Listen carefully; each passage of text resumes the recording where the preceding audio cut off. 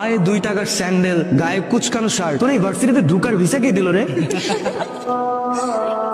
তোরা এভাবে কেন বলতেছিস? আরে শুনি না, তুই থাকিস কই? আমার বাসা ভাই পাশের বস্তিতে। তুই শালা এমন একটা চিজ যে কিনা আমাদের ভার্সিটির পরিবেশটাই নষ্ট করে ফেলতেছিস। এটা হচ্ছে প্রাইভেট ইউনিভার্সিটি, এখানে স্মার্ট আর রিচ কিডরা পড়তে আসে, আর তোর মতো আবুল এই ভার্সিটিতে চান্স কেমনে পাইলি? তোর তো একটা জুতা কেনার সামর্থ্য নাই, আর তুই ভার্সিটির সেমিস্টার ফি কিভাবে দিস? হ্যাঁ, ও না তোদের মতো ড্যামেজ স্টুডেন্ট না যে সেমিস্টার ফি দিয়ে পড়তে হবে। ও 100% ওয়েবার পেয়েছে, আর এই ইউনিভার্সিটিতে পড়তে ওর কোনো টাকাই লাগে না। ওর মেধা দিয়ে চান্স পেয়েছে। দেখো তো এটা কেমন? তো ছেলেদের জুতা তোমার ভাই মানাবে না, তোমার জন্য মেয়েদের জুতো প্রয়োজন, এইখান থেকে নাও। এটা আমি আমার জন্য নিচ্ছি না, তোমার জন্য। আমার জন্য কেন?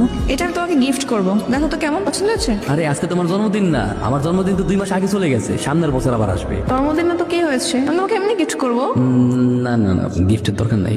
আচ্ছা ঠিক আছে, কালকে থেকে তো তুমি আমাকে টিউশন করাবে, সেই টিউশনের অ্যাডভান্স পেমেন্ট হিসেবে তোমাকে আমি গিফট করবো। মা বইসা চোখে, চলো খামো লগে, আও খাম দাও। কি ব্যাপার মা, বাটার দাও খাই। সাল শেষ। শোনো, আমি নতুন একটা টিউশনই পাইছি, ওই টিউশনেতে আমি অনেক টাকা পাবো। আল্লাহর মধ্যে টিউশনে টাকা পাইলে আমাকে পুরো মাস চলে যাবো, টেনশনের কিছুই নেই। কি করছো? এই যে ডিনার করতেছি। কি খাচ্ছো? এই কি খাচ্ছি? কি বলা যাবে না? না না, বলা যাবে না কেন? গুড়মুড়ি, আমি রাতে গুড়মুড়ি খাই। তুমি তো আনইজি ফিল করতেছো কেন? আমরা তো ফ্রেন্ড। আঙ্কেল আসসালামু আলাইকুম। অতসীর মা এই ছেলেকে ও তো অতসীর বন্ধু। অতসীর বন্ধু মানে এই বস্তুতের ছেলে অতসীর বন্ধু হয় কি করে? ভার্সিটির বন্ধু, ছেলেটা নাকি খুব ভালো ম্যাথ পারে, তাই অতসী বলছিল ওর কাছে ম্যাথ পড়বে। আমাকে কেউ জিজ্ঞেস করার প্রয়োজন মনে করলে না? দেশে টিচারের অভাব, ওরকম লোয়ার ক্লাস ছেলের কাছে ওকে ম্যাথ শিখতে হবে না, আজকে বিদায় করে দাও। আস্তে কথা বলো না, শুনতে পাবে তো। শুনে শুনো, বলেনি কোন একটা বস্তির ছেলেকে তোমরা ঘরের ভেতরে ঢুকিয়েছো, মানুষজন দেখলে আমার মান সম্মান থাকবে? তোমাদের শেষ হয়েছে?